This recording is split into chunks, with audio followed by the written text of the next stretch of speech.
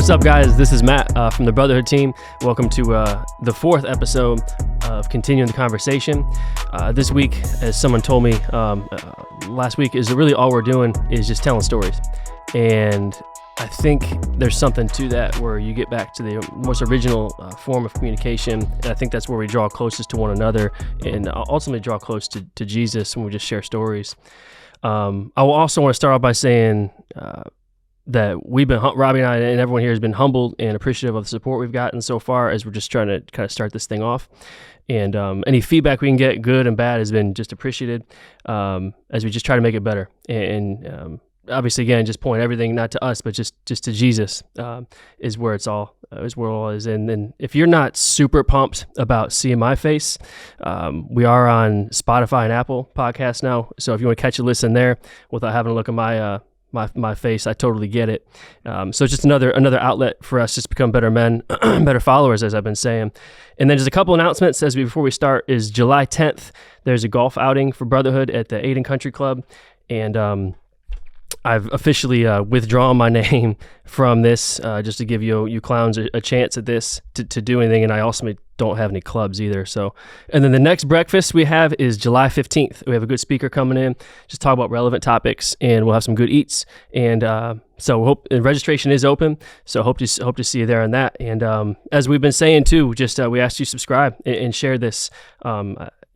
Ultimately, today is just sharing stories and turning points in our lives. And the guy we have on today, as I've thought about this, is someone I don't know as well as I probably should. But I can honestly say we probably go back maybe 8 years or so. And I can tell you that I've known this person as a man of God. I've known they're a Christian. And I think we all have people in our lives like that, but they don't necessarily directly tell us that they're Christian. It's just the way they carry themselves, and I honestly mean that. And so I'm looking forward to kind of hearing his story too for essentially the first time. And so this week we have Chris Lilly on. Good to be here, Matt. Thanks for having me, and look forward to having a good conversation with you. I think most people in at least the community know you, but if you don't mind, just kind of set us up and kind of where you're from, and a little bit about maybe your childhood and growing up. Like I say, I'm Chris. I'm from Greenville. Born and raised, grew up here, going to church in the community. Went to school at J.H. Rose High School, and graduated from NC State University. I have 3 kids. I have 2 boys and a little girl. The boys are 11, 9, and almost 5 years old. Wonderful wife, Sarah. Many of you know, she's the light of my life. Love her to death. When did y'all meet? We met in, are you ready for this? 1997 as freshmen in high school. Okay. So we dated for all of high school, most of college, and got married in 2006 right here at Covenant Church. Really? So I didn't know that. 1997. Our anniversary's coming up in a couple weeks. So that's awesome, man. 16 years. Going to high school at Rose, you said Rose? I did. What was kind of your priorities? Kind of what were you up to then in high school? In high school, we back then, I mean, it still happens. We play a lot of sports. We played football. We played basketball, and we played baseball. Baseball was always the passion of my life. I put the most effort into that. You know, it's where I consider myself, the best at my best sport. So we play a lot of sports, baseball all the time. So if I had to ask you right before the millennium came in Y2K, if I had to ask you in 1999, what would be like your priorities? Not what would you say, but what would they actually be? You think, as far as where everything would lay up? That hopefully a couple years after that, I would be playing baseball in college somewhere. Would have been my short term, I guess, would have been for me as a high school student, maybe long term goals for life. Mm-hmm. So did you pitch? I did, but that wasn't my best position. As I got older, moved away from the mound a little bit, played first base, and just enjoyed it. Mm-hmm. So going in, and so from what I understand, then this is in high school at J.H. Rose. You placed for the high school team. Something of it obviously took place your senior year. Correct. So what was that? My senior year, we were ready to go. I had put in so much time in the fall, played some showcase baseball, which kind of helps get your name out there. And I was excited. I was ready for my chance. I didn't get to play much as a junior, ready for my chance as a senior. So wintertime, we were getting ready to start. We were working out. We were getting ready for the season to start in January. And as we were visiting my grandmother in Virginia, we were coming home from our annual trip to celebrate Christmas. It was December the 23rd of the year 2000. I'll never forget. We were involved in a head-on car accident coming through Bethel, North Carolina. Most of you are familiar with Bethel if you live here. We got into a head-on car collision with another party where lives were lost and many lives were changed because of that, including mine. Were there any? People died in that accident? Yeah, the driver of the other vehicle passed away, and his passenger was seriously injured as well. So that was December 23rd, 2000. Yep, 2 days before Christmas. What were your thoughts when you're waking up in the hospital bed? Like, what's the first thing, if you take me to that place, that comes up into your head? Honestly, I had such a bad head injury, concussion, and stuff. I didn't have a whole lot of thoughts. I barely remember the first week of even being in the hospital. It took that long to get my mind back, and I really don't know. I think it has. It was obviously weird. We didn't celebrate till sometime in January.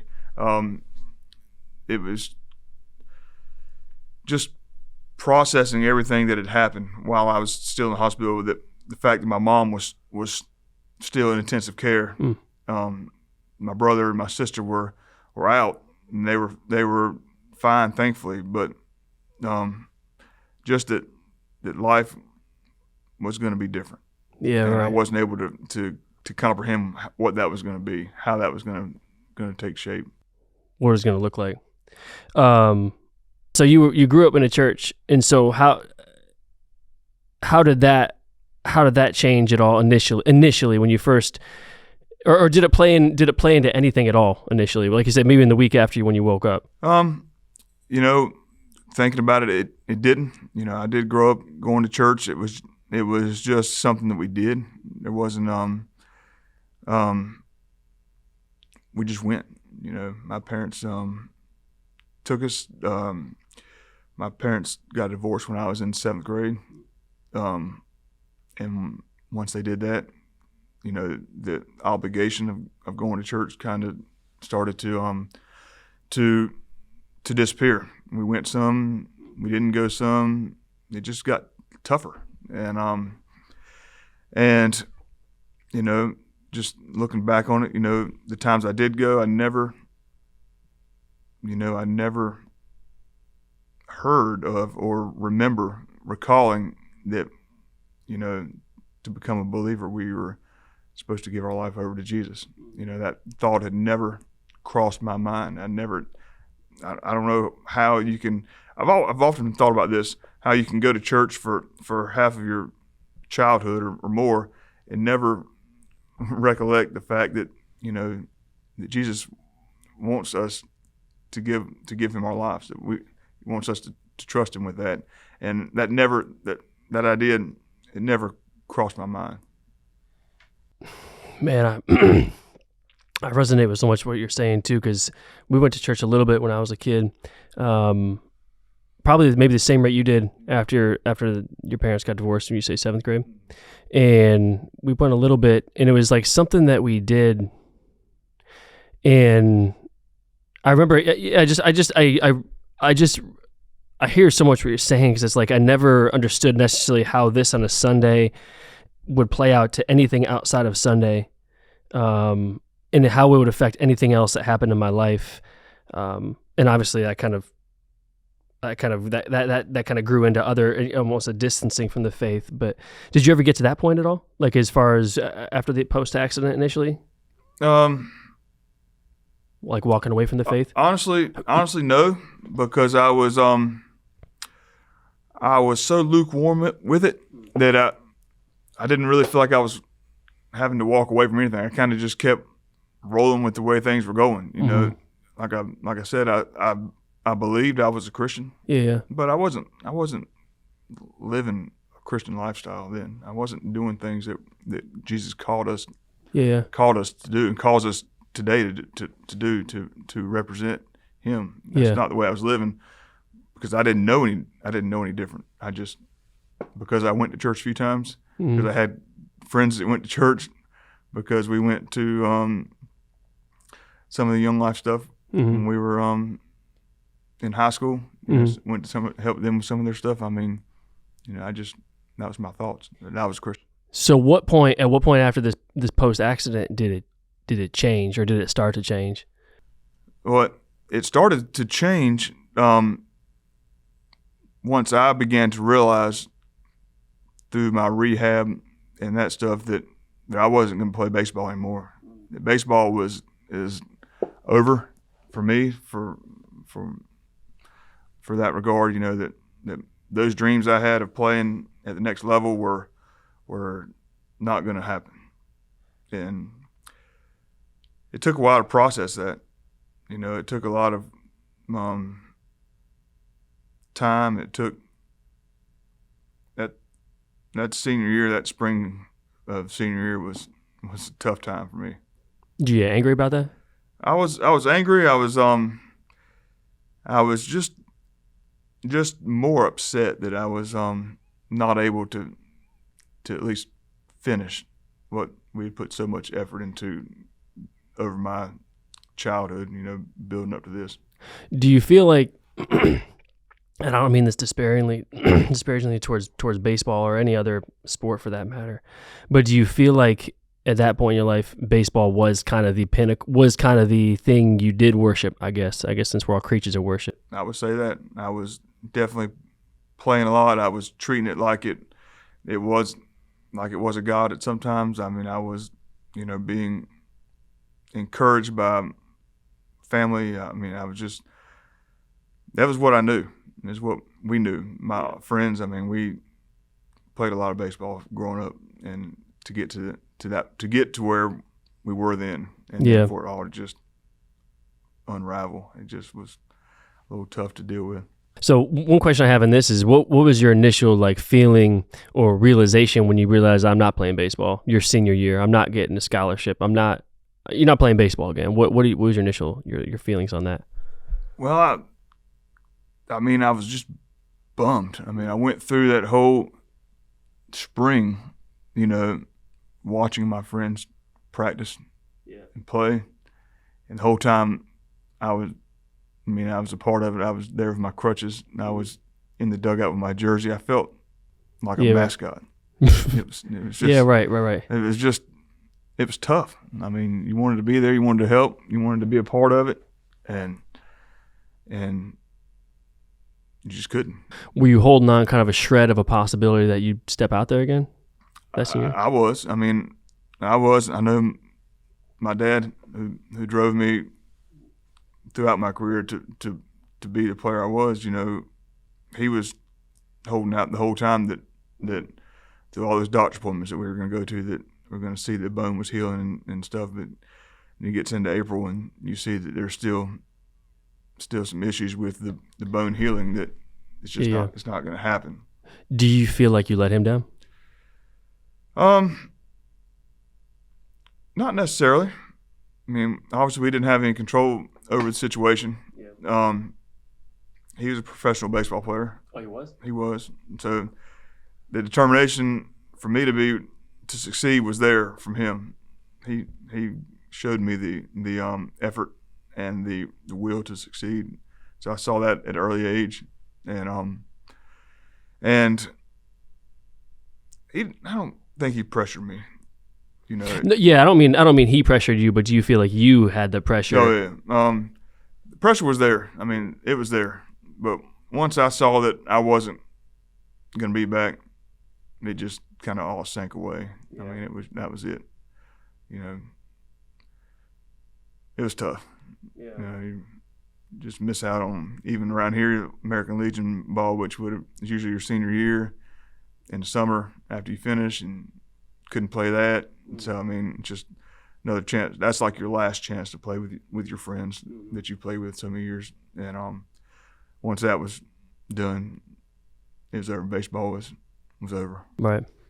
Well, and I'm from Ohio, but at least the one thing I pick up is Greenville, North Carolina, is like baseball is.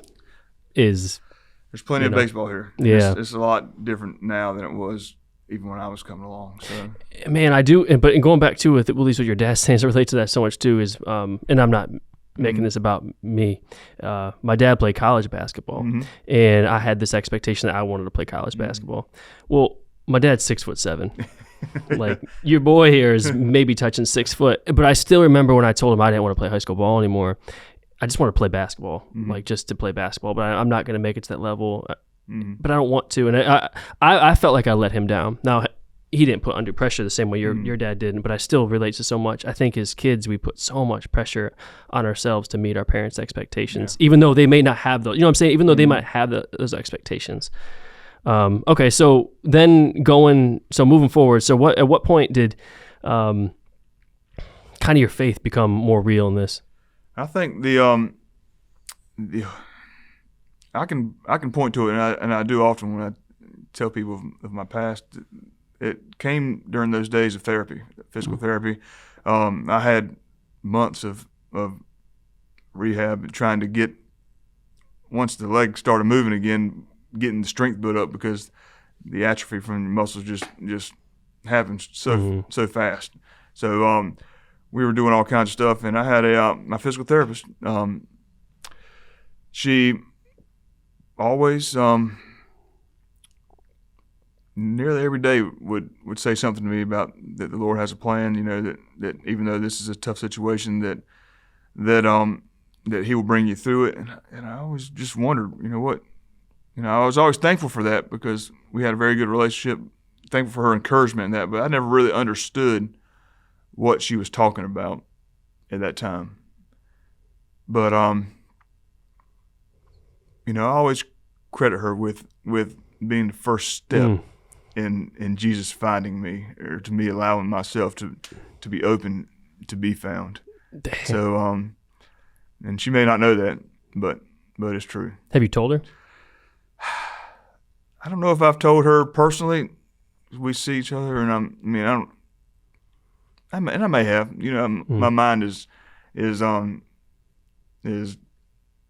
memory is not a strong point for me, so I very possibly could have. Yeah, I think there's somebody at my old job, and I was kind of skirting this thing of atheism. His name was Dan, and he was a PA in Elizabeth City, and he had he would just say little things to me each and every day, and I didn't really understand what he was saying. And anyways, it was just like that little. I don't know how long was she in your life for? Well, we worked together for probably 3 months, but I mean, she goes to church here. Yeah. And she we did a lot of things. I mean, she stayed involved in our life, in Sarah and I's life for a good bit. Yeah. I almost feel like it's not even accidental either. Like I said, this Dan guy I'm thinking of, it's like I look back and I'm like, he doesn't know. Well, he does know. I've told him. He actually came to when I was baptized from Elizabeth City, but I go way back to him. But we don't have this, like, he wasn't preaching to me. He was just being genuine and saying things that I needed to hear. But even though I challenged him some things, but it's just I always wonder, like, those little people, those people that play a little role in your life. You think it's little, but it's so much more. Just the things that they do. So then after physical therapy, you're starting to think a little bit. She's got you wrapped around the axle and on some of these things. So then what? So after therapy, I mean, we graduated high school. I had academic scholarship to go to NC State for forestry, forest management. That's what family business. That's what I figured my career was going to be if I didn't play baseball. So that's what it's going to be. Mm-hmm. So we went. And going to college is a whole different experience. I met some good dudes in my freshman dorm. So guys that are brothers today that are still friends. And they started a Bible study in the dorm through Campus Crusade. So they asked me once we were hanging out. We were in a few classes together, a couple of them, and they said, "Yeah." I said, "I'll come out and see what it's all about. You know, I like that stuff." So they pulled me into some Bible study. We had a small group of guys. You know, it was a good time. It was a good learning, and the whole time I'm still believing that I was a Christian and still talking the talk. Yeah. But I was not walking the walk. How so? Just my behavior, the way I was acting, the way I carried myself, the words that came out of my mouth, the attitude that I had, you know, thinking that I was, you know, pretty tough on my own, and I was doing it myself. Yeah. But so we did that all freshman year of college. Went to some of the large groups, some of the Campus Crusade large groups they had, which were awesome. You know, heard a lot of good speakers, a lot of worship music, and that kind of started pulling me back in the direction of church again. Started going to church in college up there with a lot of the same friends that we all went to. You know, and I thought I was still believing I was a Christian, but I was on track. You know, thought life was good. You know. So at what point? I love the way you're telling this too. So at what point do you go from like I think I'm a Christian to like, dang, I'm not that, and I need to change whatever it is that I'm doing. At what point did it become like kind of you need to make some changes? Well, I can definitely tell you when that was, Matt. You know, some people can't point to the exact time when they made that decision, but for me, I don't remember much, but I do remember this. Sophomore year, we were out of the dorms, back at another weekly Campus Crusade for Christ event. Is in September of 2002, so almost 20 years ago. Clayton King, many of you people watching have probably heard of him. He's a pastor in South Carolina. He's done a lot of speaking, a lot of motivational speaking, goes all over the world. He came, and I'd heard him the year before, but he came to Crusade event, to our live event, and I have no idea what he talked about. But it was hot, and at the end of that, he said something obviously that had not resonated in my mind before. And you know, looking back throughout time, Jesus was just banging down walls the whole time, preparing me for this event that I didn't know was going to take place. I thought it was just another Thursday night. But obviously Jesus had other plans for me. And so he preached a message. I'm sure it was great. And then at the end of it, he gave the opportunity to respond to that message, that if what he had said challenged you enough to trust Jesus into your life for the first time, you know, everybody stand up. And there was over 1,000 people out there at this crusade event, and I'm pretty sure that I stood up. I had a feeling inside of me that I had never felt in my entire life. Like this was it. This is what I had been looking for so many years, and thought that I had, but I didn't truly have it. You know, I didn't have it. And so I stood up, and I think there was over 100 kids that stood up too that night. And we all prayed with him to ourselves, you know, asking Jesus to be the Lord of our life, and we surrender our sins to him. And it was just, felt like I was on top of the world at that time. And so okay, so you go home and you're dating Sarah, maybe on off right at this point. No, it was on. Okay. So how do things change then? You're walking out of that event in September. It took some time, but a little time, but I knew that stuff had to happen. I mean, there were some things in my life that I was not proud of, and one of the things is the biggest thing was the way that I spoke. You know, I had a pretty foul mouth. I mean, my mouth was not clean. And, I can't even imagine that knowing you. I mean, it was bad. Uh-huh. You know, there's a lot of hours of in college, a lot of hours of playing NCAA football or something. I hear that now. And just wasting time and yelling at the screen. And that's when you just got to press that restart, son. Just start over, man. But one verse from the Bible was presented to me that I'd never heard before, and just let no unwholesome talk come out of your mouth. And it was like, whoa, seriously. And I can't say this for a lot of things in my life, but for that, when I heard that changed everything that came out of my mouth. I went from being like a sailor to not saying anything derogatory at all. Almost instant, almost like the way I remember it, like snap of a finger. So that was a major change in my life that Jesus did right off the bat. So it's funny you say this, because this is what made me think about you too. As of this morning, Proverbs 17:27.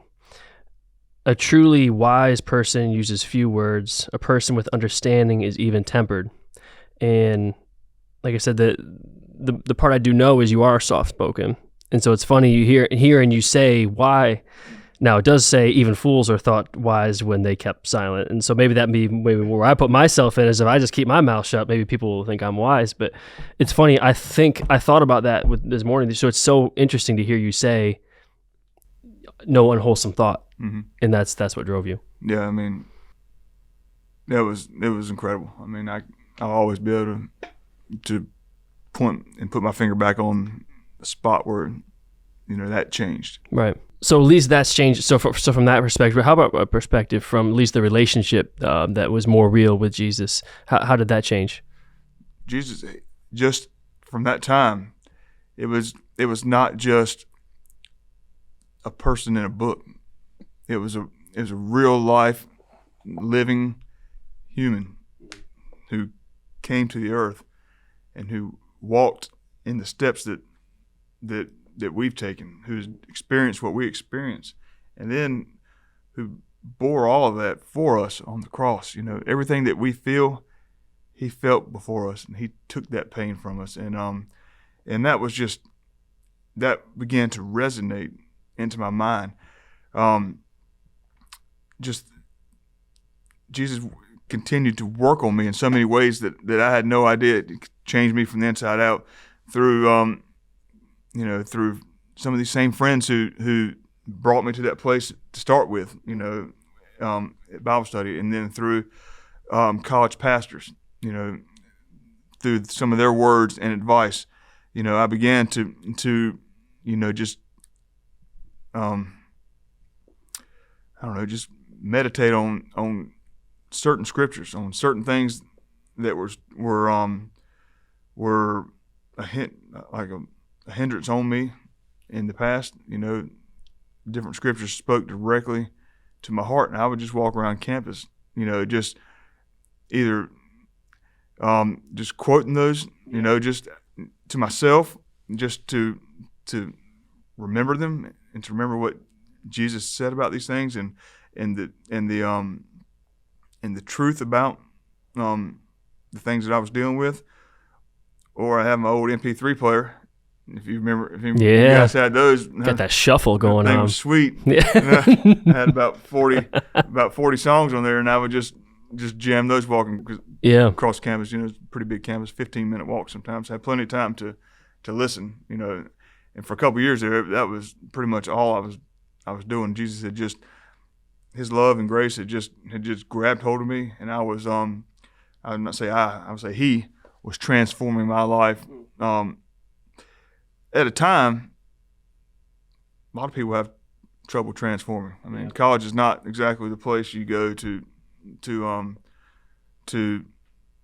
a lot of, I won't say you can't, because many people do, but most people don't go to college looking to find a relationship with Jesus Christ. Yeah, it's I'm actually reading a book on fraternities right now. Not there's anything wrong with fraternities per se, but it talks about how people go to college and they're trying to find who they want to be, but they often conform of who others want them to be. Mm-hmm. I remember you saying years ago, talking about filling your mind with Scripture, especially when it came to like seeing there's attractive people on campus and seeing people. I remember you saying that, talking about filling everything with Scripture that talks about lusting or anything like that. I mean, I remember you saying that, and so it's awesome hearing you. It wasn't just that; it was just filling your whole heart and your mind with it. And so that's like I think of like a fresh fire is what that is right there. And so, would it be safe to say you graduated college 2-3 years later and still had that same fire? Fire being Jesus. Like fire, yeah. Yes, definitely. You mentioned Sarah a couple times in this, and again, I love her so much. So thankful for where we are, for what we have today. But that senior year was tough because I was trying to figure out exactly what life was going to be like. And I was, this is hard to talk about, but you're good, man. I knew that where I was not in a position to lead her as I was called to be. I mean, we dated for 8 years. I mean, we were in our 20s. I mean, we were getting ready to graduate college. I mean, life was about to start happening. So I knew that we were going to be coming out of this dating relationship and into hopefully a marriage. You know, that's what my original hopes were. But I knew in my heart that I wasn't the man that God had called me to be, you know, to be her husband at the time. So,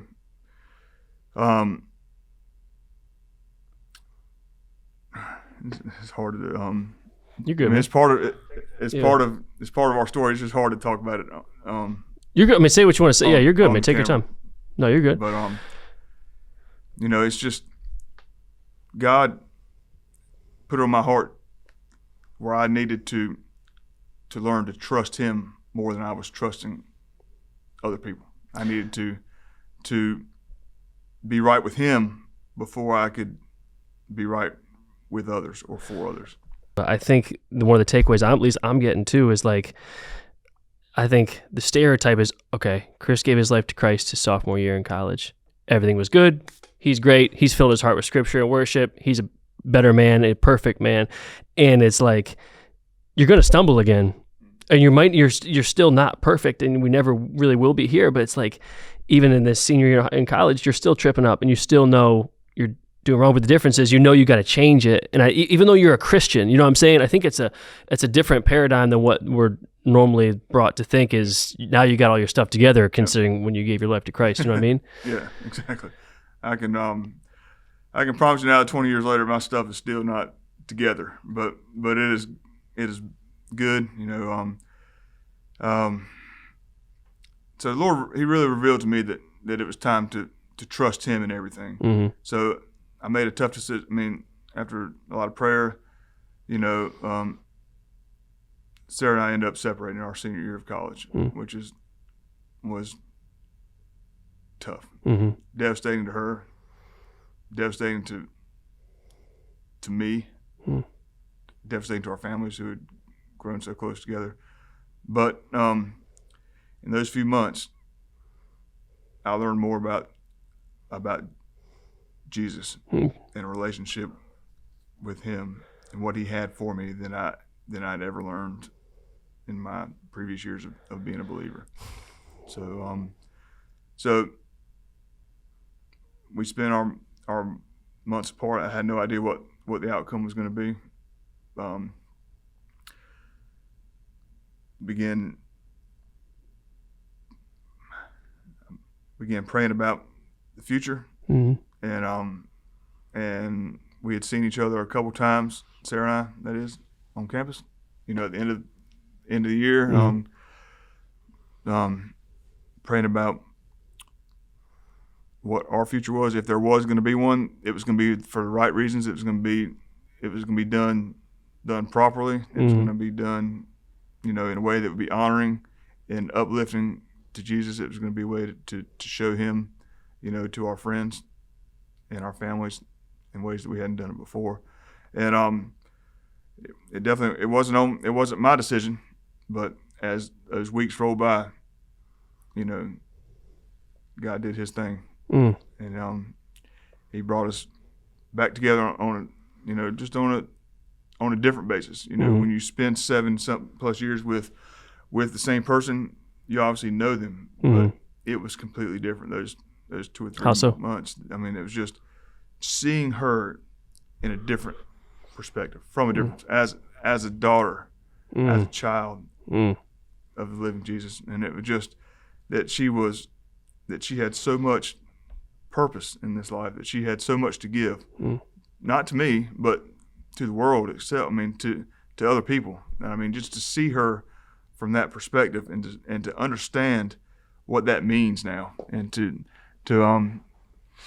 I don't know. It was exhilarating. I mean, it was just to see her the way that Jesus sees her, and not just as a person, you know, that as a friend, right? You know, it's so interesting to me too, because I think it's interesting. You have 2 turning points here. I think is the accident, and that realized baseball and where that stood in your life, and what is important truly, and then you go without Sarah, and then you realize what's important in your life, and it's her.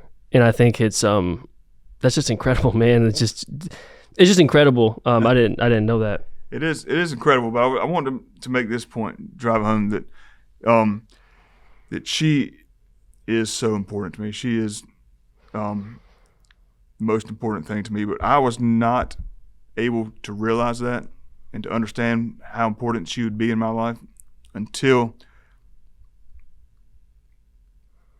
I separated myself from her at the time and realized exactly where Jesus was in my life, how important he was to my life, how he was the number one for me, how he needed to be at the top of everything, at the forefront of everything that I did. And once I began to realize that, and once, you know, he ascended to where I put him, where he was supposed to be, at the top and not beside me or something like that, then I was able to really see what the true thing that Sarah was, the true wonderful creation that she was. So that's always been exciting for me.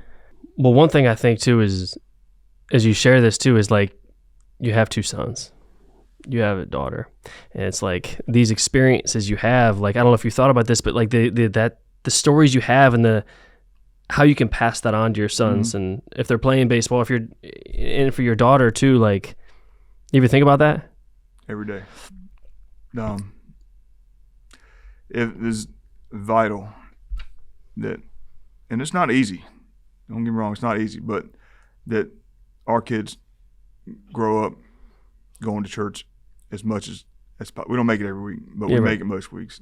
So I want them to be able to be involved in those things as much as possible. I want them to be able to have opportunities that I might not have had with camps or with other friends, or with just doing things with other people. I mean, a lot of these same people are their baseball friends too. So, I mean, just to be able to experience these things as kids, because it's so important. Yeah. And I am thankful that my older son, I was able to lead him to Christ at a young age, and that was a feeling that I'll never forget. He's been baptized. My youngest son, he's accepted Christ in his life. He hasn't been baptized yet, but it's coming. Yeah. And daughter's not quite there yet. She's going to need some Jesus. Well, I just think how quickly it could have been the other way. After the accident, it could have been. After the accident, things could have easily went just the other way. Exactly. After your senior, or during your senior year, it easily could have gone the other way. And I just love what you're saying too, because it's like we don't make it to church every weekend. But while that is important, I don't want to discredit that. But Jesus is the Lord of your life over everything else, and that's never changed, man. So I appreciate you coming on, man. I'm just humbled that you came to share your story, honestly. And I just, like I said, you just taking the time. And other than that, I appreciate you guys just taking a listen and giving up some of your time. Just like I said, someone told me, just sharing stories that we all got. And but it all obviously points back to Christ. And so anyways, you guys have a good week, and we'll see you next time.